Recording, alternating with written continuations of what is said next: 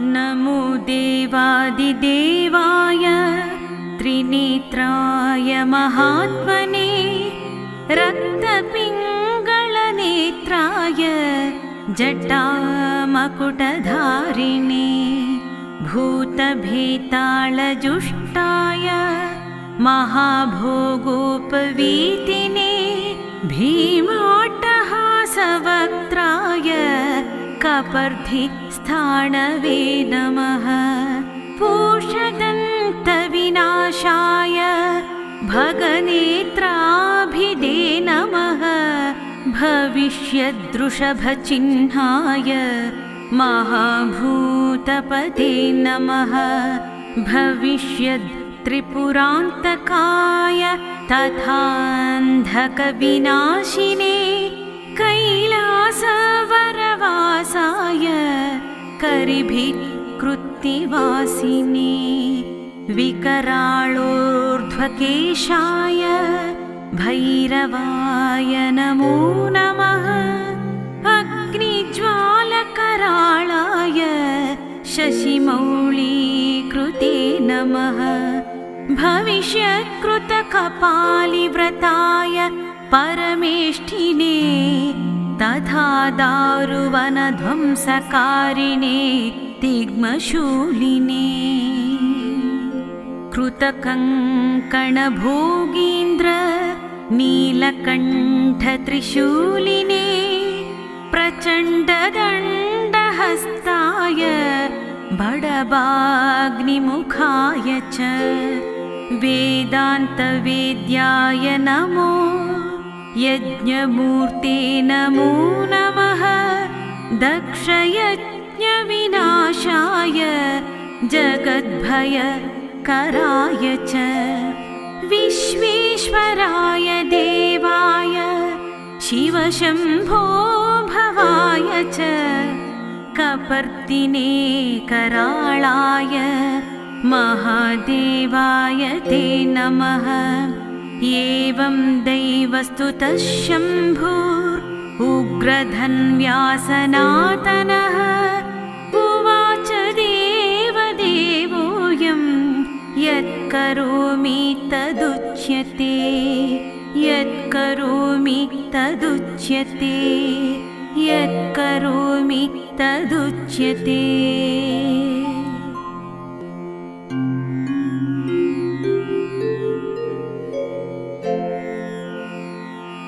नमो देवादिदेवाय त्रिनेत्राय महात्मने रक्तपिङ्गलनेत्राय जटामकुटधारिणे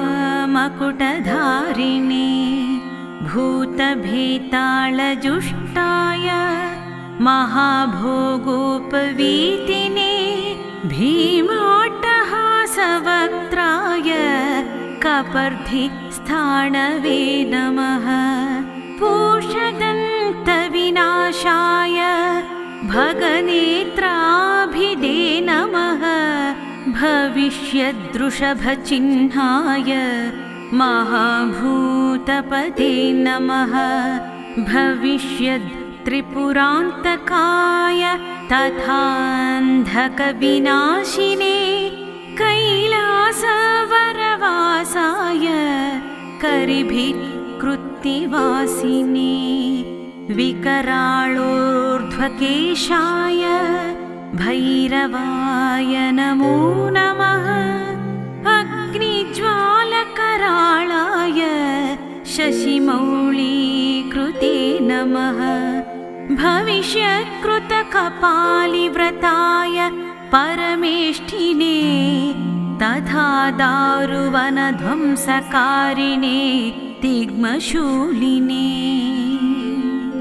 कृतकङ्कणभोगीन्द्र नीलकण्ठत्रिशूलिने प्रचण्डदण्डहस्ताय बडबाग्निमुखाय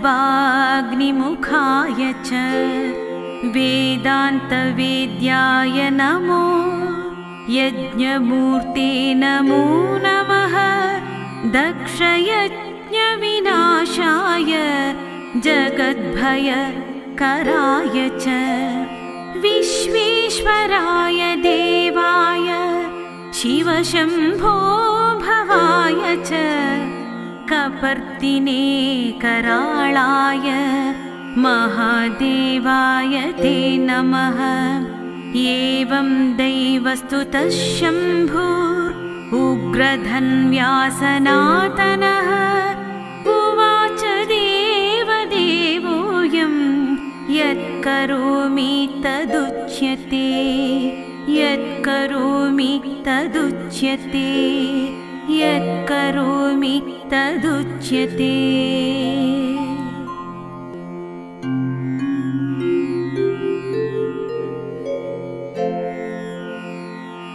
नमो देवादिदेवाय त्रिनेत्राय महात्मने रक्तपिङ्गलनेत्राय जटामकुटधारिणे भूतभेतालजुष्टाय महाभोगोपवीतिने भीमाट्टहासवक्त्राय कपर्धिस्थाणवे नमः। पूषदन्तविनाशाय भगनेत्राभिदे नमः। भविष्यद्वृषभचिह्नाय महाभूतपते नमः। भविष्यत्त्रिपुरान्तकाय तथान्धकविनाशिने कैलासवरवासाय करिभिकृत्तिवासिने विकराळोर्ध्वकेशाय भैरवाय नमो नमः।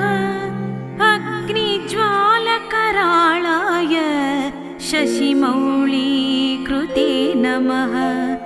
भविष्यत्कृतकपालिव्रताय परमेष्ठिने तथा दारुवनध्वंसकारिणे तिग्मशूलिने कृतकङ्कणभोगीन्द्र नीलकण्ठत्रिशूलिने प्रचण्डदण्डहस्ताय बडबाग्निमुखाय च वेदान्तवेद्याय नमो यज्ञमूर्ते नमो नमः। दक्षयज्ञविनाशाय जगद्भयकराय च विश्वेश्वराय देवाय शिवशम्भो भवाय च कपर्दिने कराळाय महादेवाय ते नमः। एवं दैवस्तुतः शम्भुः उग्रधन्व्यासनातनः उवाच देवदेवोऽयं यत्करोमि तदुच्यते यत्करोमि तदुच्यते यत्करोमि तदुच्यते।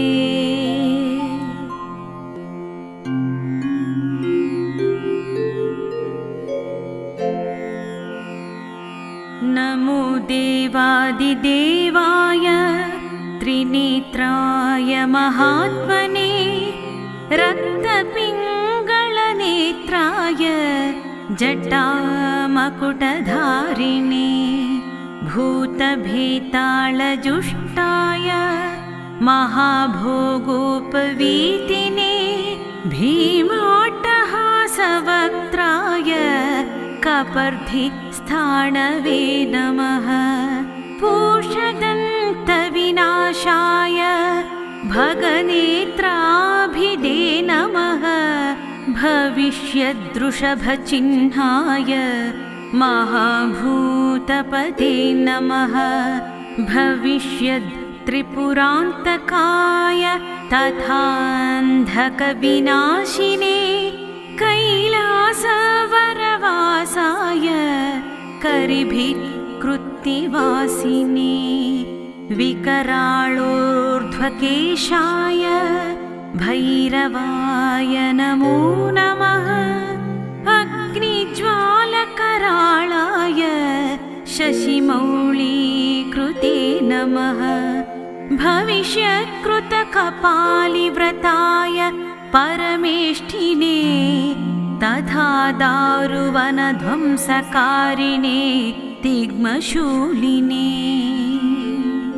कृतकङ्कणभोगीन्द्र नीलकण्ठत्रिशूलिने प्रचण्डदण्डहस्ताय बडबाग्निमुखाय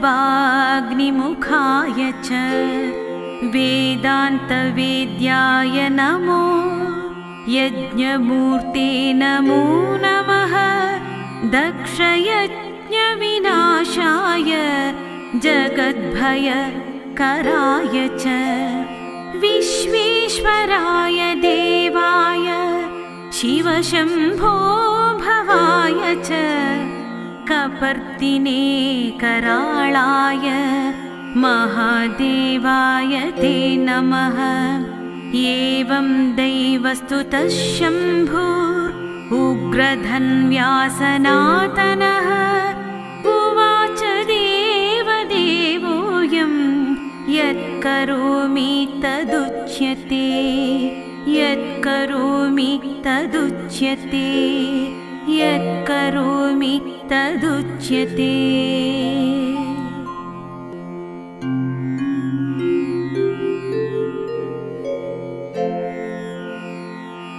नमो देवादिदेवाय त्रिनेत्राय महात्मने रक्तपिङ्गलनेत्राय जटामकुटधारिणे भूतभेतालजुष्टाय महाभोगोपवीतिने भीमाट्टहासवक्त्राय कपर्धिस्थाणवे नमः पूषदन्तविनाशाय भगनेत्राभिदे नमः भविष्यद्वृषभचिह्नाय महाभूतपते नमः भविष्यत्त्रिपुरान्तकाय तथान्धकविनाशिने कैलासवरवासाय करिभित्कृत्तिवासिने विकराळोर्ध्वकेशाय भैरवाय नमो नमः अग्निज्वालकराळाय शशिमौळीकृते नमः भविष्यत्कृतकपालिव्रताय परमेष्ठिने तथा दारुवनध्वंसकारिणे तिग्मशूलिने कृतकङ्कणभोगीन्द्र नीलकण्ठत्रिशूलिने प्रचण्डदण्डहस्ताय बडबाग्निमुखाय च वेदान्तवेद्याय नमो यज्ञमूर्ते नमो नमः दक्षयज्ञविनाशाय जगद्भयकराय च विश्वेश्वराय देवाय शिवशम्भो भवाय च कपर्दिने कराळाय महादेवाय ते नमः एवं दैवस्तुतः शम्भुर् उग्रधन्व्यासनातनः उवाच देवदेवोऽयं यत्करोमि तदुच्यते यत्करोमि तदुच्यते यत्करोमि तदुच्यते।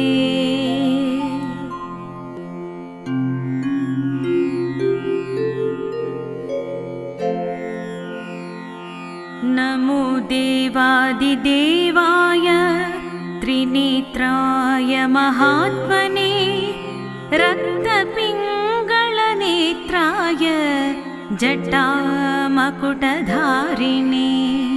भूतभेतालजुष्टाय महाभोगोपवीतिने भीमाट्टहासवक्त्राय कपर्धिस्थाणवे नमः पूषदन्तविनाशाय भगनेत्राभिदे नमः भविष्यद्वृषभचिह्नाय महाभूतपते नमः भविष्यत्त्रिपुरान्तकाय तथान्धकविनाशिने कैलासवरवासाय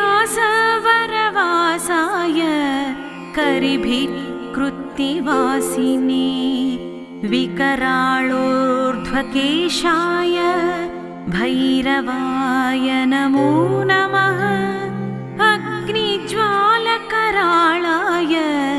शशिमौळीकृते नमः भविष्यत्कृतकपालिव्रताय परमेष्ठिने तथा दारुवनध्वंसकारिणे तिग्मशूलिने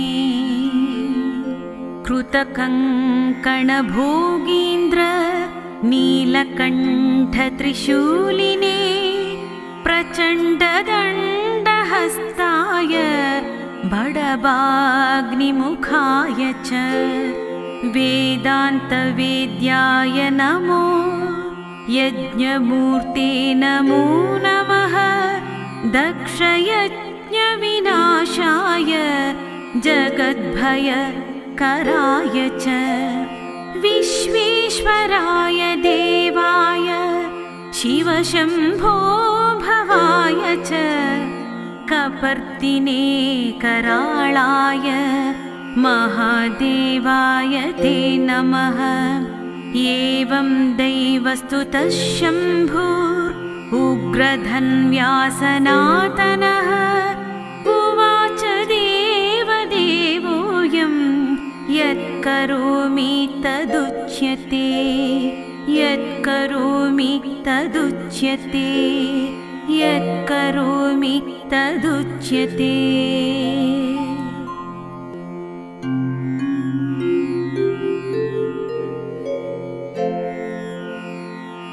नमो देवादिदेवाय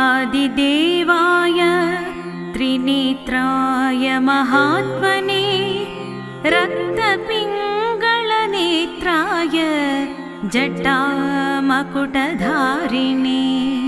भूतभेतालजुष्टाय महाभोगोपवीतिने भीमाट्टहासवक्त्राय कपर्धिस्थाणवे नमः पूषदन्तविनाशाय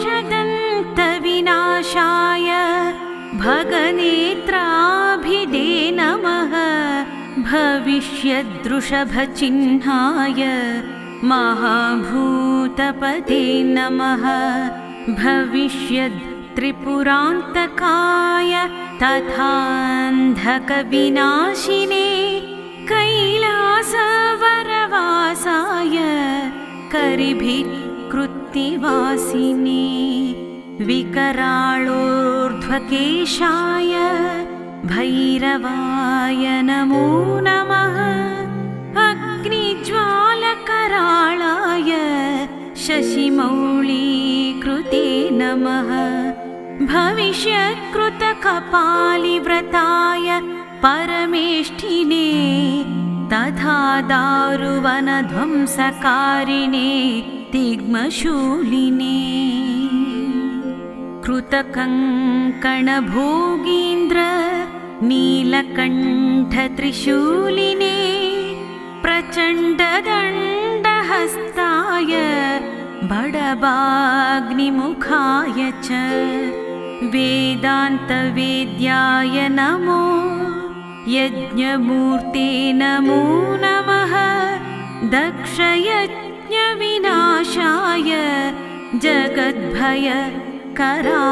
च विश्वेश्वराय देवाय शिवशम्भो भवाय च कपर्दिने कराळाय महादेवाय ते नमः एवं दैवस्तुतः शम्भुरुग्रधन्व्यासनातनः उवाच देवदेवोऽयं यत्करोमि तदुच्यते यत्करोमि करोमि तदुच्यते यत्करोमि तदुच्यते।